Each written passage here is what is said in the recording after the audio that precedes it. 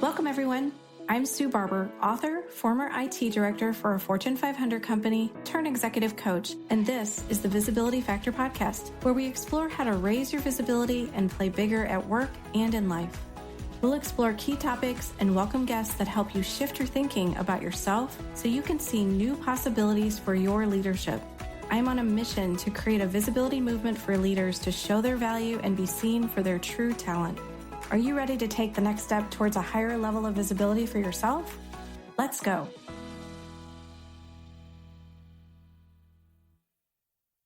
Hello, everyone. Welcome back to the Visibility Factor podcast. This is Sue Barber, your host.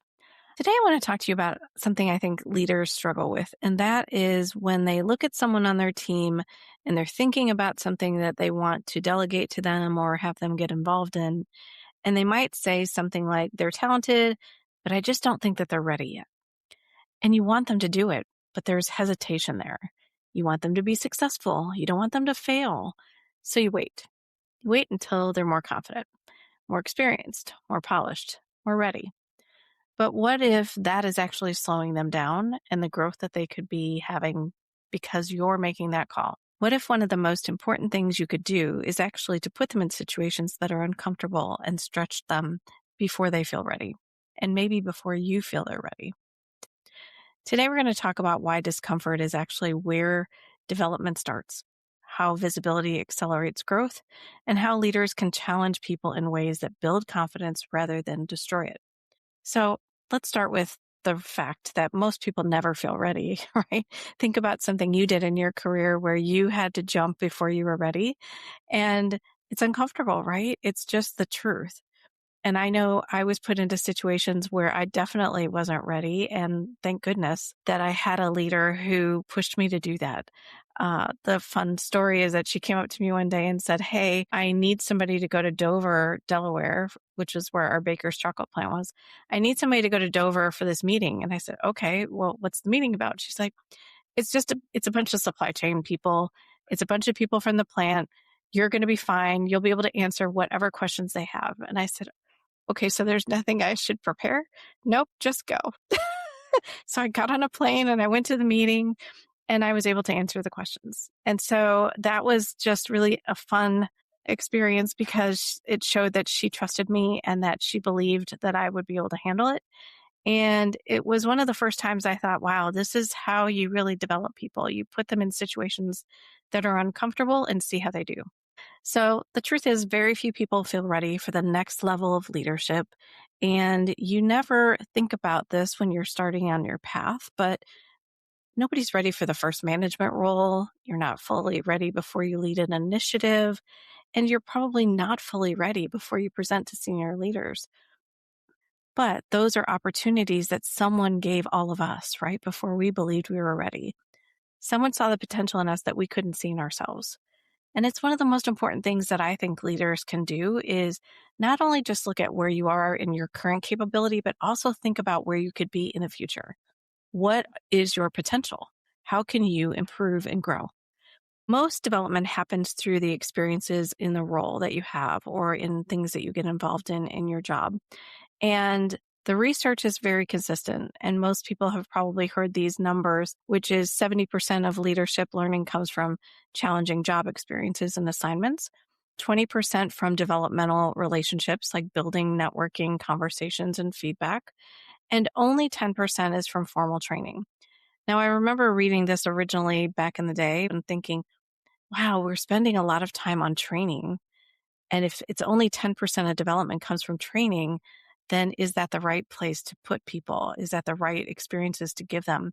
And I think we've all been in training classes, and this is not to, put anything negative about training at all.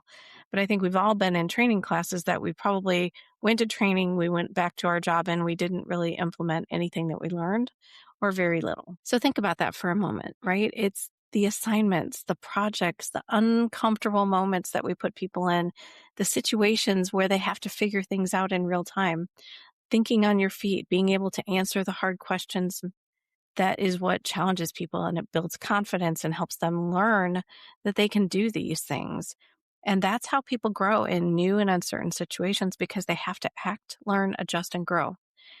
And growth doesn't happen after the challenge. It happens because they went through it. It happens because they experienced that and they realize that they can do more than they think. And now they can try the next thing, whatever that might be. And to me, that's how we start to establish more visibility, right? Visibility is where we get involved in things that we show new skills, show new capabilities. We help people see us in a new way. So many leaders might unintentionally protect high potential employees from visibility opportunities. They might think that they're helping, but it's actually limiting their development instead. Because when leaders keep presenting on behalf of their team members, they're sending the same people to represent the group then. That the leadership isn't getting to see what other people in the group have to offer, the skills that they have. And when they shield people from executive exposure, they're just protecting them so much that no one knows who they are. And that is one of the biggest challenges, is that people don't know who the team members are and don't see them doing the things that they could be doing. Visibility creates learning, confidence, influence, and it creates future leaders. In one of the previous episodes I did a couple months ago, it was about how do we make sure that we're continuing to develop leaders? They are the future of these companies. And if we're not doing anything to develop them, how are they going to be ready? They're not going to be ready if we don't do things like that. So I've worked with so many leaders who want to be promoted.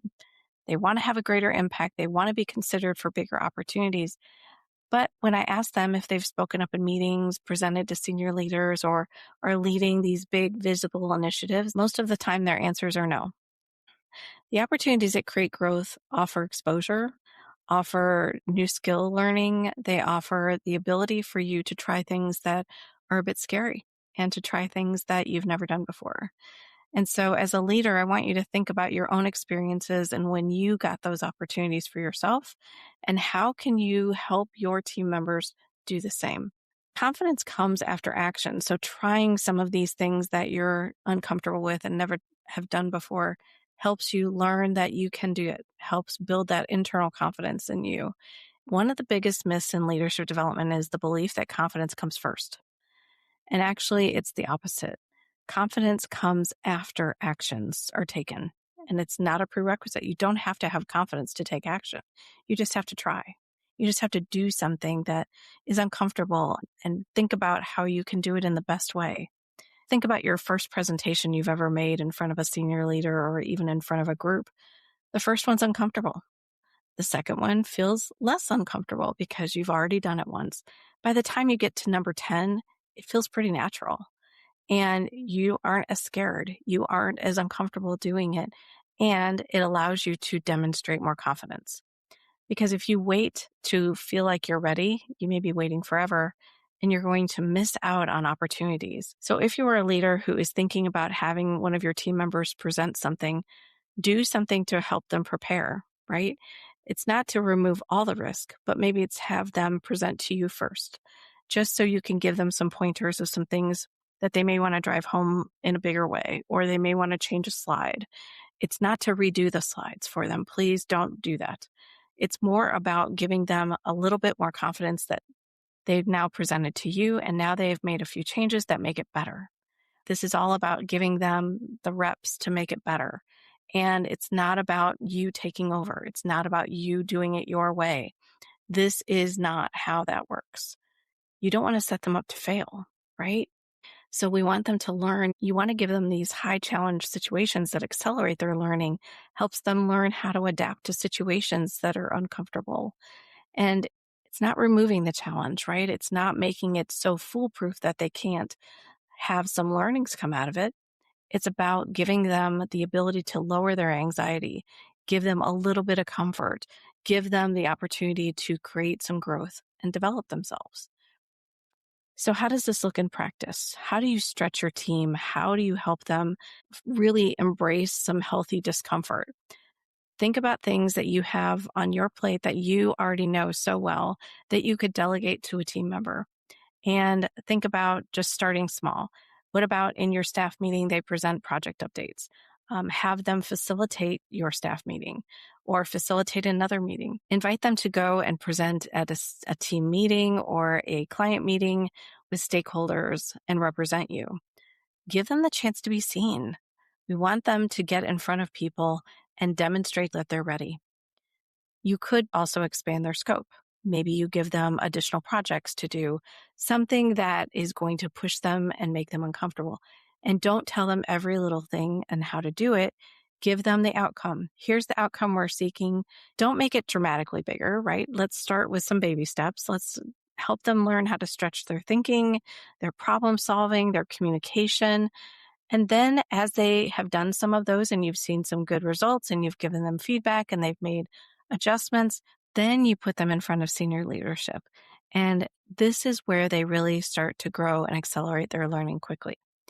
Bring them with you when you go present. Bring them with you when you are giving an update that might be difficult for the senior leaders to hear. Let them observe what this is like because they need to know how to do it, how you've done it, what you've learned from it. Give them a chance to participate, to present something, just to learn by being in the room. And then ask them how to solve some problems that you might struggle with solving. Say, what do you think we should do?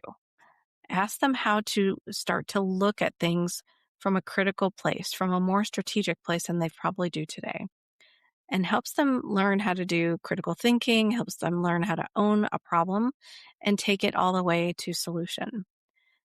And then coach them after they've been through some of these experiences and find out what they learned. What was the feedback that you have for them? And how did they feel going through it? It will give you a much better sense of where you may need to give them more experiences or bigger experiences that they can take and run with. This is an opportunity to ask them what worked, what didn't work, what would you do differently next time? That's how you start to build growth in them. It's that real-time reflection and feedback that gives them the sense of how they did and what they could do differently going forward. So to me, future leaders need opportunities to grow, and leaders of these people need to be comfortable pushing them out of their comfort zone. I call it like throwing them in the ocean and letting them swim because it is scary. It's uncomfortable. But I promise you, every situation where I was uncomfortable are the ones that I learned the most from, the ones that helped me accelerate my development in the biggest way. And it helped me do that same thing with my team. The leaders who put their team members through these opportunities are the ones who are teaching their team members how to thrive, how to navigate uncertainty, learn quickly, influence others, handle ambiguity. All of those skills are things that you need in any company who's going through any change. And right now, I would say every company is going through some amount of change. It's just a matter of how big it is. But this is where they get to develop in stretch opportunities. This is how we help them grow because it builds their adaptability, their judgment, their resilience, and leadership capability. And those are what organizations need more of today. So I'm going to leave you with some questions to think about. Who on your team are you waiting on to be ready? Who are you telling yourself that they're not quite ready yet? Who has the potential to be fully immersed into something bigger and a new opportunity? And you just need to make that decision and move them towards it. Because we keep trying to evaluate readiness. Our job is to develop readiness, not to keep evaluating it.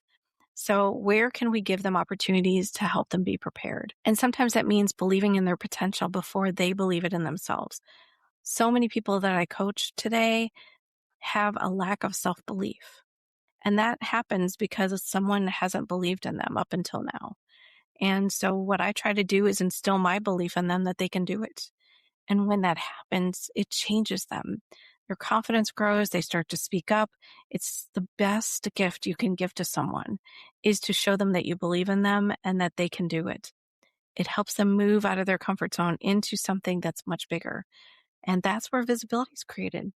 That's where future leaders emerge. I really hope that you can start to think about ways that you can leverage your team in a bigger way.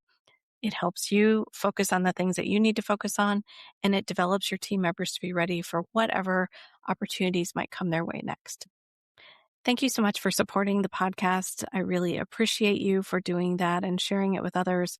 If you know someone who would benefit from hearing this episode, please share it with them. We want as many people as possible to be continuing to develop their leaders in the best way and growing them so they're ready for the next thing. Thank you so much for joining today on the Visibility Factor podcast, and we'll catch you on the next one.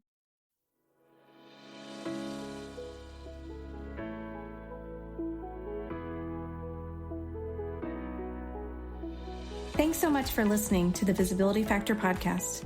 Remember that visibility starts with small steps that are intentional and consistent each day. Be bold, be visible, be the leader you were meant to be. Find us and subscribe on Apple Podcasts, Spotify, and wherever else you listen to podcasts. Follow us on all of our social media platforms, which are highlighted in the show notes. Thank you for listening, and we'll see you next time on the Visibility Factor podcast.